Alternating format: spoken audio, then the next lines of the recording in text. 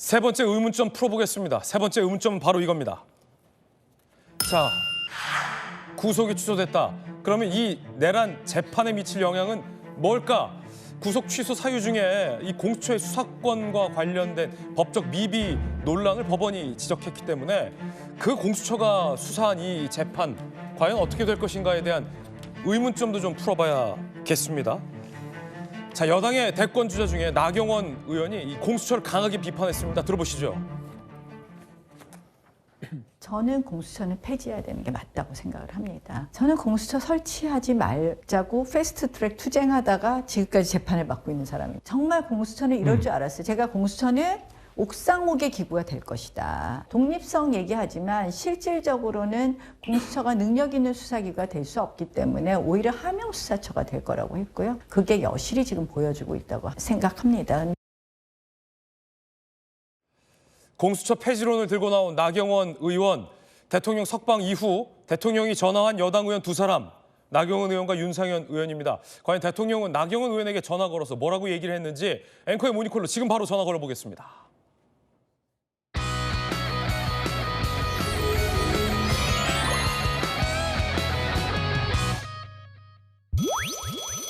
공수처 폐지해야 한다. 나경원 의원 모닝콜로 전화 걸었습니다. 나 의원님 전화 받으셨습니까?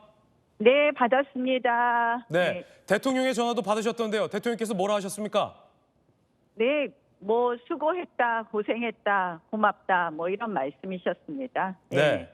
그 이외에 그래서 향후 정국과 관련된 언급도 있었습니까? 네, 특별히 향후 정국에 대한 말씀을 나눌 때는 아니었고요. 그저께 석방 되시고 저녁 드시고 바로 전화 주신 것 같아요. 그래서 저녁 8시 20분쯤 전화 주셨는데 그 구치소에 있을 때는 몰랐는데 굉장히 애를 많이 써줘서 고맙다고 말씀하셨습니다. 네. 그렇군요. 네, 예. 윤 대통령이랑 대학 시절부터 가까운 사이셨잖아요. 이번에 구속이 됐다가 취소된 전 과정에 사실은 최일선에 나경원 의원님이 계셨는데 어떻게 보십니까? 심경이 좀 어떠십니까? 그 개인적인 심정을 말씀드릴 건 아닌 것 같습니다. 또 개인적인 친소 때문에 제가 이러한 부분에 대한 여러 가지 문제 제기를 한 건 아니고요. 사실은 저는 이 대통령의 구속과 지금의 헌법재판소 탄핵 이후의 헌법재판소의 절차 과정에서 제가 가장 유의해서 본 것이 두 가지였습니다. 적법 절차의 원리, 법치주의의 뼈대죠. Due Process of Law인데요. 사실은 이 적법 절차의 원리가 하나도 지켜지지 않은 것이 법원의 영장 발부 수사 과정이었습니다. 공수처의 수사라든지 헌법재판소의 재판 절차도 마찬가지고요. 그래서 제가 그걸 끊임없이 제기를 했고 석방이 된 구속 취소는 어떻게 보면 적법 절차의 원리가 하나씩 회복되는 거에 첫 단추에 불과하다. 이렇게 생각하고 있고요. 하나는 이제 의회민주주의 파괴 부분인데요. 역시 이것이 사실 심각한 국정마비를 가져오지 않았습니까? 그래서 저는 목소리를 높일 수밖에 없습니다. 두 부분에 있어서 저의 평소의 원칙과 신념 그리고 또 어떻게 보면 전문가잖아요. 제가 양쪽 부분에 있어서 그렇죠. 다선 의원을 했고 또 판사 출신이시기 때문에. 예. 특히 이제 저는 구속 취소를 했는데 검찰이 28시간이나 이걸 들고 있었잖아요. 28시간. 그러니까 취소 명령, 취소 결정이 있은 당일을 넘어서 석방 지휘를 했다는 것은 이건 심각한 헌법 도전이라고 봅니다. 그래서 이 부분에 대해서는 전 책임을 물어야 된다. 누가 이렇게 심각한 헌법 도전을 했는지 책임을 물어야 된다는 생각입니다. 야당 이재명 대표가 검찰의 의도된 기획이다. 일부러 소위 계산을 틀린 건 아니냐라며 검찰총장 탄핵까지 거론했는데 어떻게 보십니까?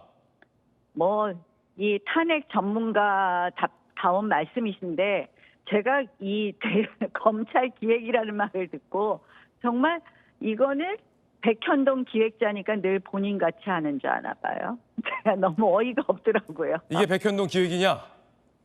아니 백현동 기획하신 분 아닙니까? 이재명 대표가. 그러니까 본인 생각대로 본인의 평소의 생각대로 아마 말씀하시는 것 같은데요. 본인이 하던 대로 하신 말씀 같은데요.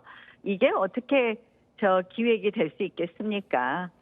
이거는 사실은 공수처가 수사를 하기 시작하면서부터 다 벌어진 일이거든요.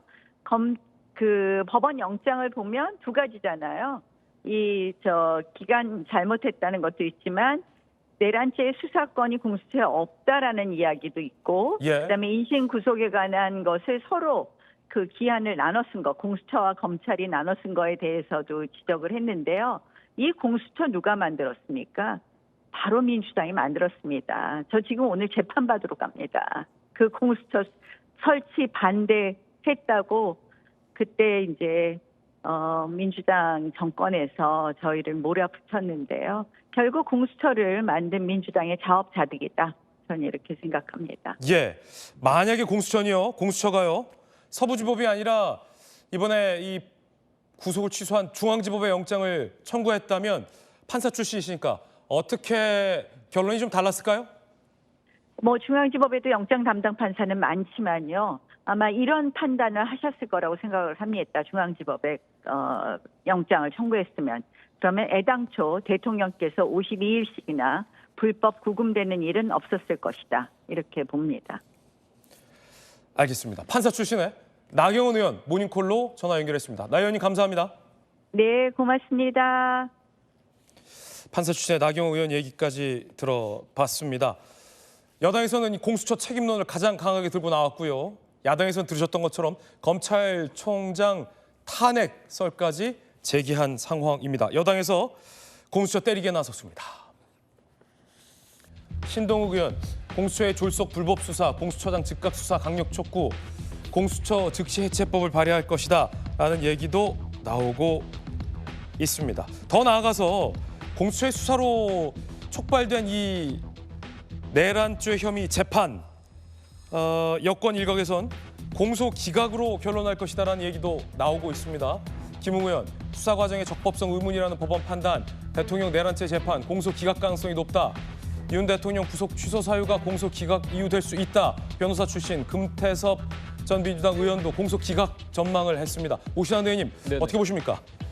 지금 중앙지법이 판단한 그 내용 자체가 어떻게 보면 수사 재판의 적법성, 적법 절차 원칙에 대한 부분들을 명확히 하고 있거든요. 근데 그것이 만약에 훼손되고 원천적으로 문제가 있다라고 하면 공소기각 가능성이 굉장히 커지는 거죠. 그렇기 때문에 지금 그 중앙지법의 결정문 마지막 부분에 보면 김재규 재심과 관련된 이야기가 있잖아요. 그것이 바로 수사 재판의 적법적인 절차를 밟지 않았다라고 하는 형사소송법에서의 어떤 재심 요구 해당된다는 그런 판결이거든요. 그렇기 때문에 저는 지금 이번에 구속 취소에 대한 결정문이 향후에 내란죄에 대한 재판에도 상당히 영향을 미칠 수밖에 없고, 앞서 말씀드린 대로 지금 차기현 부장판사가 있는 그 형사합의 25부가 이 1심을 지금 재판하고 있거든요. 그렇기 때문에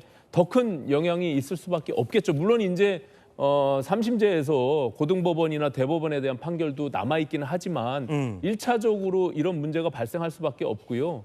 그리고 또 이제 예고돼 있는 헌재에 대한 탄핵, 그 인용과 기각에 대한 문제 또한 분명히 영향을 미칠 수밖에 없다, 저는 이렇게 보고요. 아, 헌재도 영향을 미칠 것이다. 그렇습니다. 일단 굉장히 적법 절차에 대한 문제를 법원이 지금 지적했기 때문에 그동안 그거에 대한 문제 제기를 계속 해왔잖아요. 지금 헌재가 11차례의 변론 과정에서도 이것이 과연 절차적 정당성을 갖고 있느냐에 대한 문제를 계속 제기했기 때문에 저는 상당한 영향을 미칠 수밖에 없다라고 보여지고요. 특히 저는 민주당에서 지금 심우정 검찰총장을 탄핵하겠다고 협박하는, 거의 겁박하는 이런 수준들도 이율 배반적이다 이렇게 보여집니다. 왜냐하면 앞서 지금 중앙지법이 구속 취소에 대한 사유로 구속 기간에 대한 산정 방식, 과거에 검찰과 법원이 그냥 관례적으로 해왔던 부분들을 뒤집어서 일수가 아닌 시간으로 계산한 것이거든요.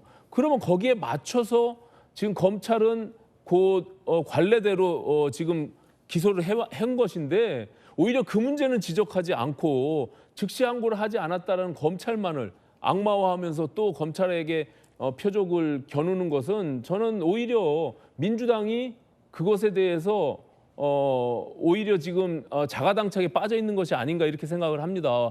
왜냐하면 이재명 대표조차도 지금 산수를 잘못하지 않았냐라고 하고 있는 것이거든요. 그러면 재판부를 공격해야지 그거를 인용해가지고 구속 취소를 한 사법부에 대한 재판부를 공격해야지 왜 검찰을 먼저 공격하냐는 거죠. 그러니까는 공수처에 대한 적법성 문제도 오히려 공수처기 과신하고 그것을 과욕을 부린 공수처에 대해서 문제 제기를 하는 것이 저는 바람직하다 그렇게 생각합니다.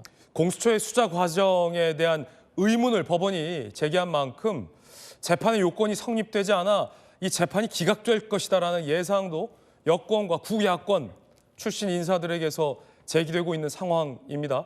박승미 전 최고, 혹시 이제 여권에서는 이재명 대표와 야당이 검찰은 때리는데 공수처를 때리지 않고 법원에 대해서 뭐라 비판을 세게 못하는 이유가 혹시 곧 있을 이재명 대표의 공직선거법 2심 결과를 앞두고 있기 때문에 이 법원은 비판하지 못하는 건 아니냐라는 뭐 의문도 제기되던데 어떻게 보십니까? 그러니까 이게 최근에 이 대통령과 관련한 수사 그리고 뭐 재판 이런 것들이 본격화되면서 판사 때리고 법원 공격하고 이런 게 너무 일상화가 돼서 그러시는 것 같은데 원래 법원은 법원의 판단을 존중하는 거는 우리 사회에서 합의된 룰입니다.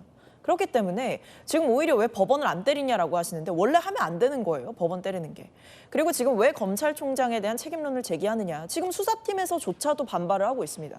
심우정 검찰총장이 석방주의 하라라고 얘기하니까 여기에 대해서 수사팀이 그거 그대로 이행을 바로 안 했거든요. 그 이유가 결국에 그 안에서 갈등이 빚었다라는 게 나타나고 있어요. 심지어 그 검찰의 입장문을 보게 되면 법원의 판단에 대해서 납득하기 어렵다라는 점을 분명하게 수사팀의 의견으로 명시를 한단 말입니다. 그렇기 때문에 지금 심우정 총장이 굳이 대통령을 위해서 이런 어떤 즉시 항고를 포기하는 일종의 특혜를 주고 있는 것 아니냐라는 의구심이 드는 상황이라 심우정 검찰총장에 대한 책임론이 불거지고 있는 상황이라는 점을 다시 한번 말씀드리고 이게 뭐 지금 일각에서는 결국에는 형사재판에까지 안 좋은 영향을 미칠 거다라고 이야기를 하시는데 저는 그거는 좀 희망 회로를 돌리시는 거다라고 말씀을 드리고 싶어요. 왜냐하면 검찰이 이미 안전장치들을 몇 개 걸어놨다라는 소식이 들려오고 있습니다. 뭐 예를 들면 이 기소할 때도 공수처에서 송부한 사건과 경찰에서 송치한 사건 이 두 개를 병합해서 기소를 했다라는 거예요. 근데 경찰은 명확하게 내란죄에 대한 이 수사권이 있는 조직이잖아요. 그러니까 경찰의 이 사건을 기반으로 해서 살을 붙이는 형식으로 기소를 했기 때문에 이게 어느 정도 어떤 위법성 논란이라든지 수사권 논란으로부터 자유로울 수 있다라는 얘기가 나오는 거고 뭐 그 외에도 이제 공수처의 수사 기록 관련해서 사실 지금 뭐 헌재 탄핵 심판에서도 저는 이 구속 취소 결정이 별로 영향을 안 줄 거라고 보는 게 공수처의 수사 기록 같은 게 별로 증거로 채택되거나 이런 일이 없었거든요. 그래서 크게 어떤 영향을 줄 수가 없는 상황이고 이 외에도 공수처와 분리해서 검찰이 따로 이 수사 기록들을 보관을 하고 보존을 하고 이런 것들이 있기 때문에 저는 지금 상황에서 대통령이 석방됐다라는 이유만으로 대통령에게 완벽한 면죄부가 주어졌다고 볼 수 없다라는 점을 분명히 말씀드리고 싶습니다. 예, 여당의 권영세 비대위원장은 이 대표가 재판이 코앞이라 법원에 대해 말 못 꺼낸다라고 비판하기도 했습니다. 이에 대한 박성미 전 최고의 반론성 의견도 전해드렸습니다.